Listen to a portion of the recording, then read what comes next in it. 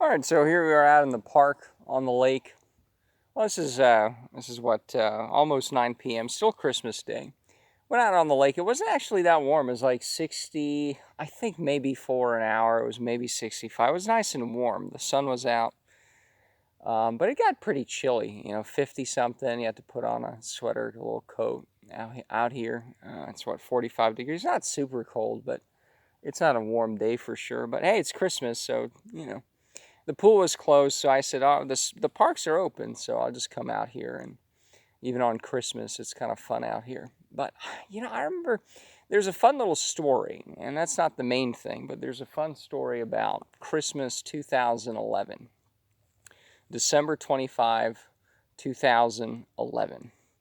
And it also was the 20th anniversary of the end of the Soviet Union, the USSR. And it relates to the story. I was sick on Christmas 2011. I had a fever. It wasn't COVID, apparently. People got sick before 2020. But I was sick. It was a bad flu where, I could walk around, but I don't want to go swimming or outside. On Christmas it's kind of miserable. Not that I really lived with anyone, or I think I was still with my parents at the time. My father remarried after my mother died. In fact, I think the coat I'm wearing, the brown coat, nice, warm, fluffy jacket, it's the only thing you need here for the winter, as such as it is. It's good even down to 30-something degrees, right? I think that was the last Christmas that I spent with them, But the point is, I was at home, alone. It was about 45 degrees outside at night as well. And I had a fever, all right? And I wanted to check my temperature, all right? So I had this old Soviet thermometer, all right? It said CCCP on it, which was the Cyrillic letters for USSR, right? It was from the old country, right? And it was one of those old mercury thermometers that you could put in your armpit, basically. So I put it in my armpit, but as I was at the computer, because I just had such a fever, I forgot it was in my armpit. So I just started typing with the thermometer between my armpits. So of course it fell to the wood floor and it shattered. So I had mercury all over the floor, these kind of globs and what do you call shards of glass, because it's not plastic, right? It's old-timey 80s stuff. So it was glass, mercury all over the floor. And I don't even remember what the temperature was because it broke, right? But it was a Soviet thermometer. It broke. It's everywhere. I'm on the floor, and I know that it's mercury, so you're not supposed to do anything with that. So I turn the lights off. I take out a flashlight, seeing where I see the mercury, where I see, the glass. I kind of pick up the glass. Again, you don't want to do broom. You don't want to do, I guess if you throw the broom away, that sort of thing. But you don't want to agitate the mercury everywhere, right? And so I take the glass again, and I have a fever, right? So this is not something you want to be doing on Christmas Day, while you're having a fever.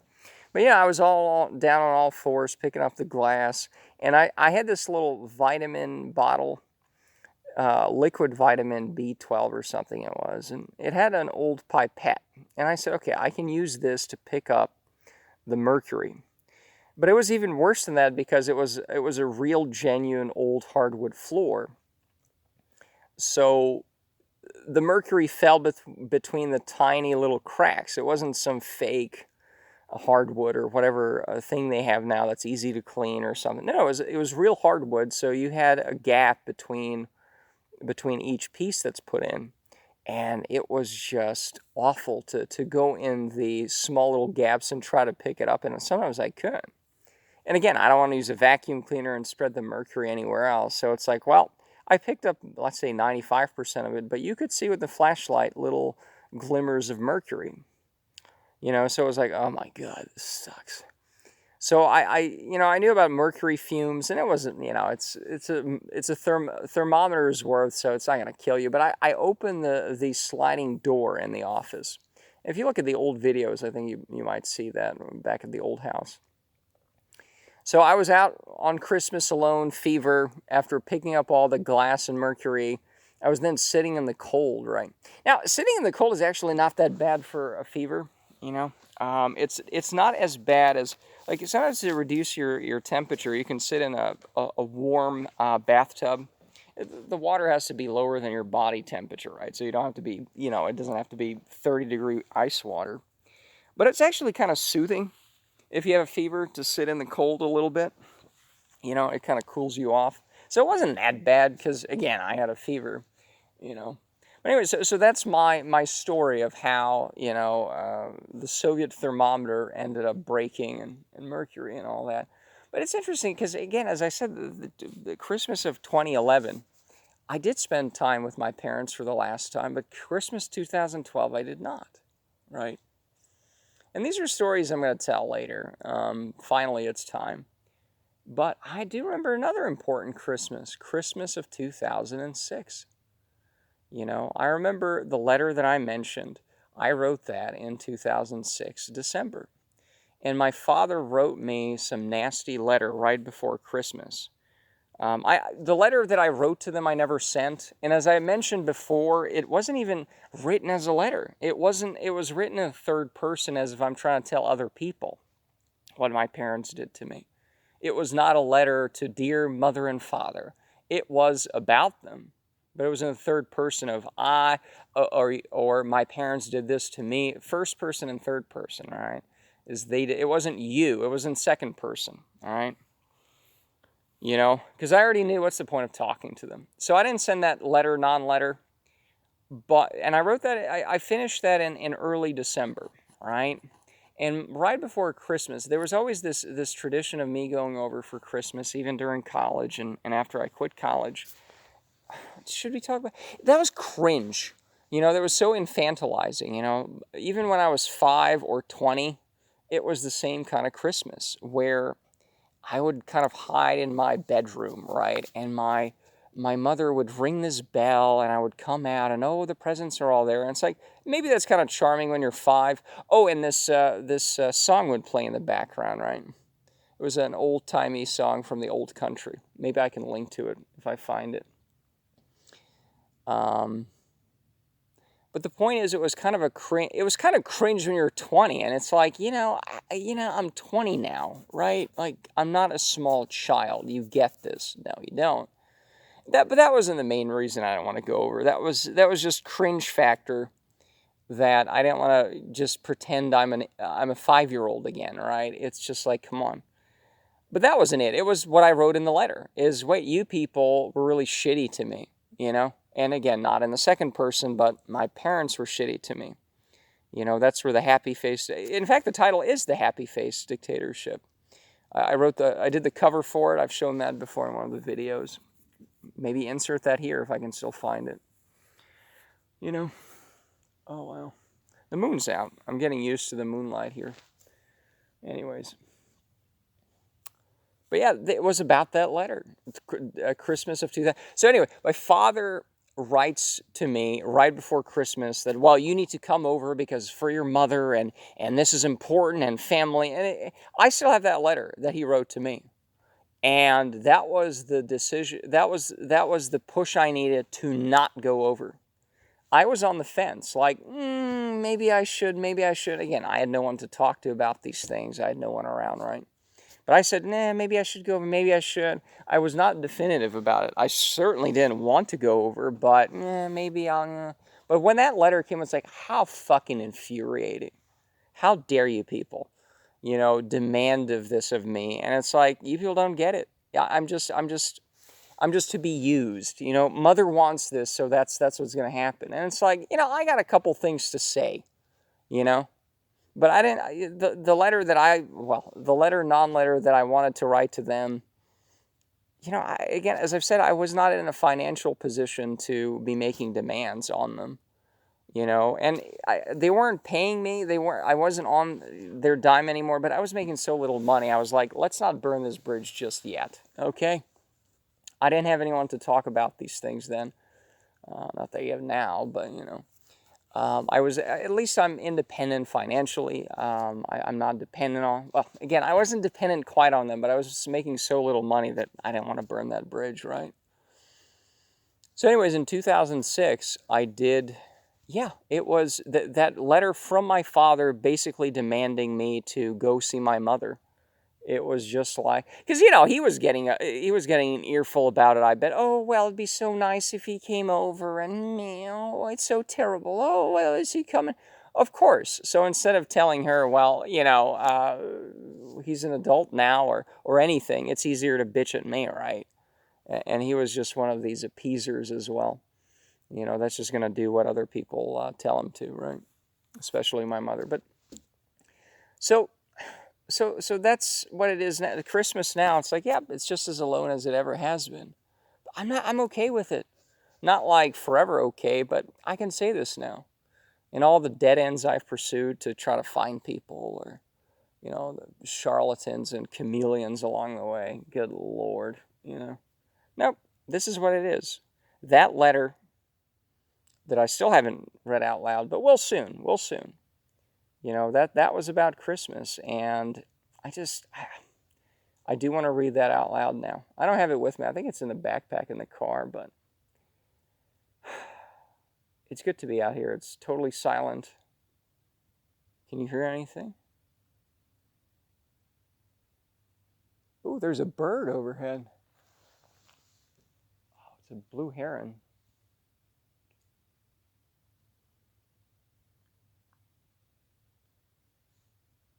Yeah, it just flew right over. You could barely hear it. But anyways, it's so nice and quiet out here. It's a little pier into the swamp here. And no one's here. It's great. I can... And that's it. Just go out somewhere in the wilderness. I don't even have to drive anywhere and just talk, It's kind of nice to take a long drive out here. Go on the lake and just kind of think at night here. But we can do that anytime. I mean, basically, right? So I do have to read that letter. And that's really, it's a lot of that slave mentality, this obligation you have, not just to parents, but to everyone. It's just this emptiness, this, hard to describe it, that you can't describe the dynamic of, okay, so mother demands this of me. Well, yeah, what about the time dear mommy dearest threw me in the fucking bathtub? Can we talk about that one for once? Uh-huh. Oh, right, we can't. And again, it's I wish it were just shitty parents. Because it's like, okay, shitty parents, but can you read that letter out loud to anybody else? The one that I sent that's not really a letter. We shouldn't call it that, but we do. Can I, does anybody get that? The answer is no. The answer is no, and that's why I really haven't. Or, well, for practical purposes, no one understands this stuff. And that's why I didn't read it out loud to anybody. I mean, there was nobody to read it out loud to. You don't talk about these things, You just really don't.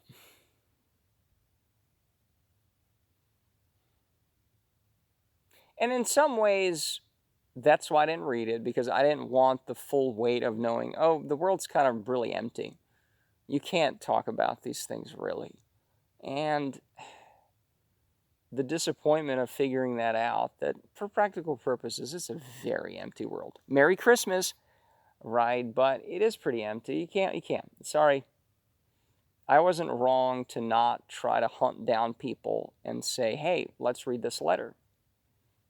Are you on the same page as me? This is the letter, because I would have been so devastated and disappointed. And that's why by the time next Christmas rolled along, I was back in the whole family, the Stockholm Syndrome took right before. It's because, again, where was I to go? I didn't have a group to be part of, so you just kind of default to, and Stockholm Syndrome to, whatever group is around. And my parents were still around, right? So a couple months later, I slowly drifted back to them. We're talking about 2007. And it felt kind of nice in the sense that because I didn't go over to Christmas. Oh, that's right. That is, I did actually not go to Christmas 2006. And they were a lot nicer to me. They were a lot nicer to me. Now, was it what I wanted? That, oh, we understand we did terrible things to you, and oh my goodness, and oh, bad stuff happened to us, and that's not an excuse about your stuff. But yeah, there's a lot of shit that goes on. There wasn't that curiosity, of course. I don't see that in people, right?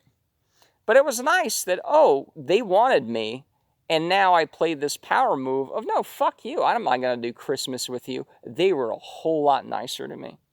And given that I didn't have any alternatives at the time, it's like, oh, this isn't so bad. I mean, maybe, But then by the time the next Christmas rolled around, my mother had cancer even before all this.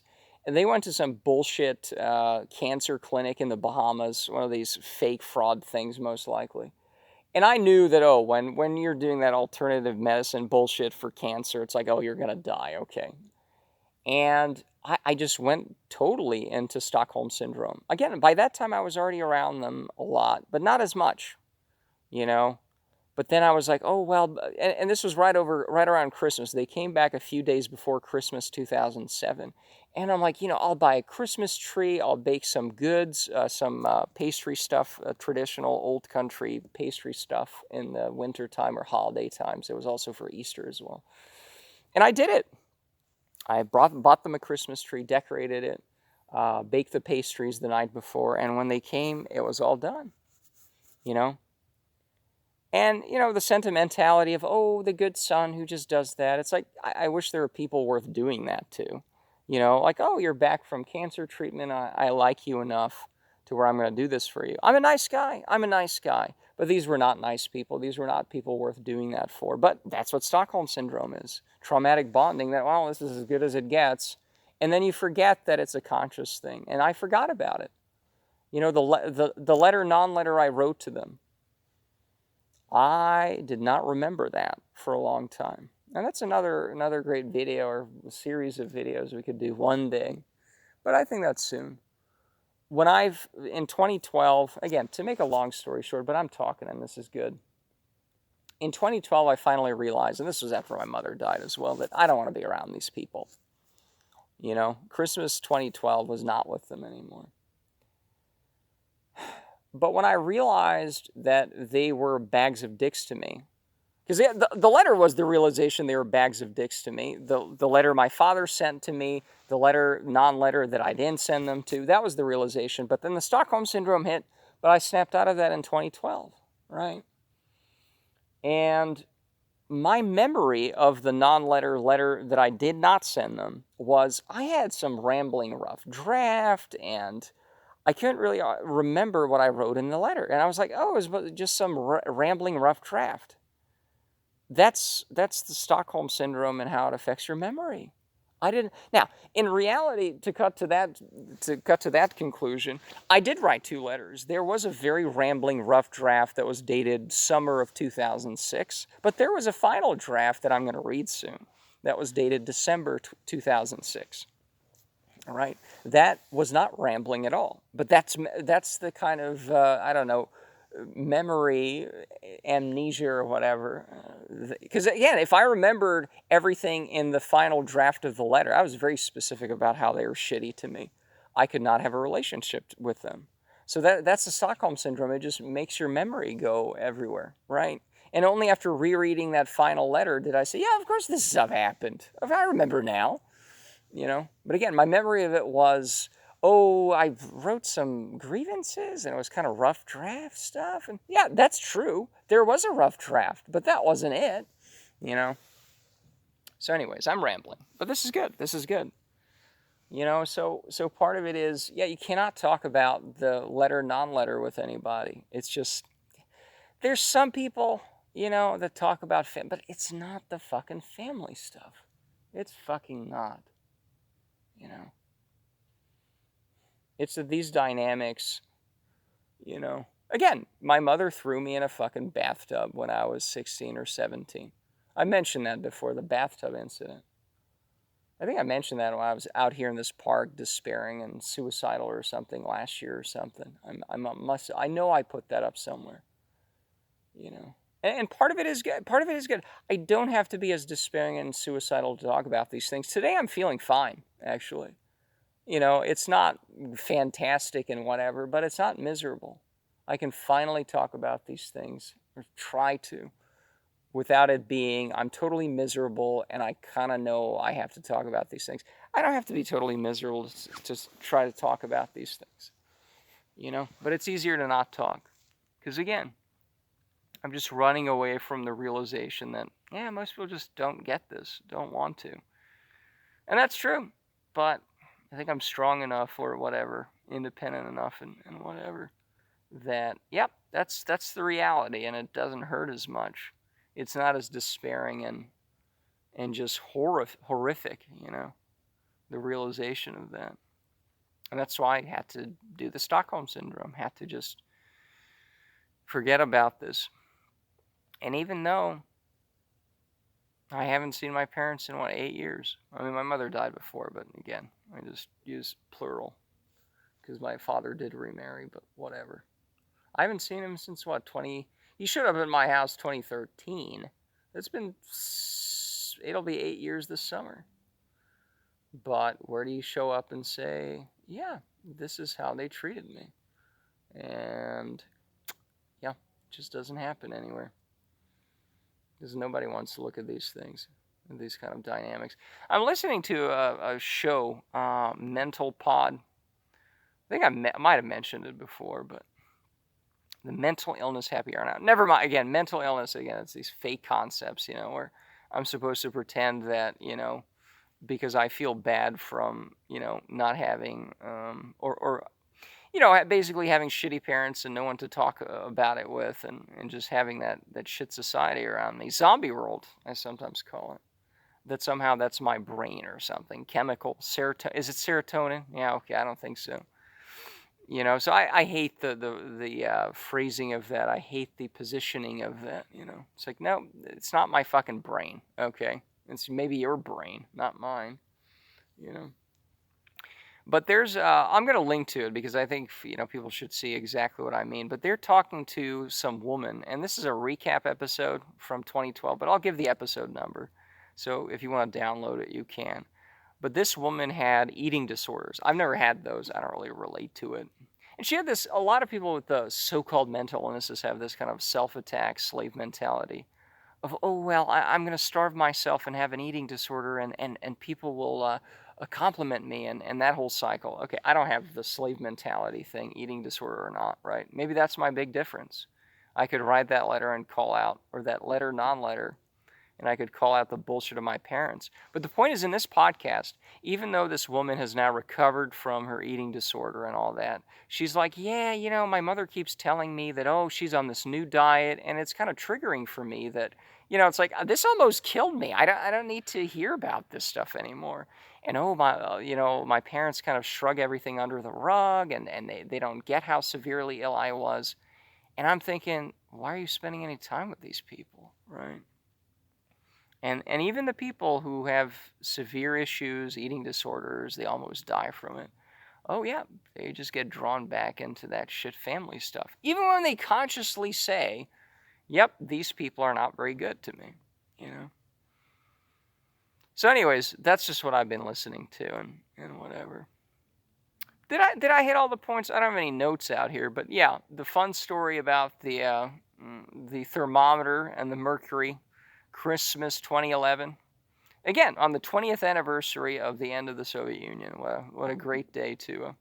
Oh, by the way, there's another communist thing that tried to kill me. This was maybe the year 2000. And to make a long story short, I was on a very small yacht. It was basically a boat with, some bed sheets tied to it for a sail. But it was an East German yacht. And I flipped out of it because the orange foot straps, you're supposed to lean out of the boat, right? I leaned out of the boat and the straps gave way. And I ended up flipping out of the boat and it almost ran over me. But anyways, so that's the other things that have tried to kill me that are communists, I have some East German spoons left. It says DDR, what is it, Demokratische Deutsche Republik, or something like that.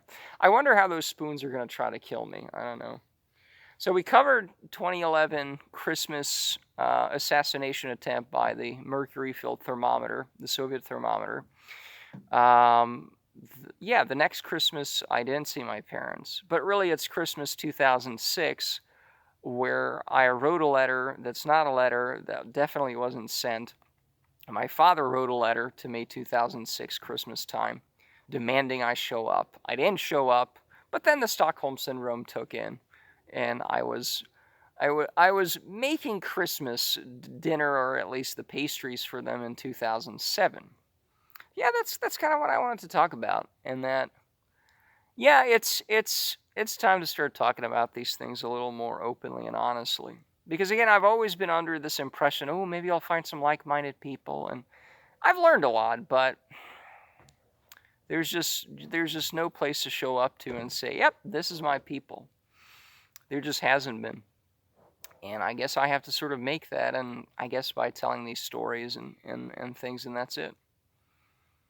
You know. Yeah, I guess that's it. So time to have, oh shit. Park closes at 10. It is 9:14. Yeah, it's 20-30 minutes back, because they do close the gates. Yeah, let me have a nice hour-long chit-chat here. I don't know how to turn this off. I have to log back into the smartphone here. Okay. All right, 26 minutes. All right, so that's it. And yeah.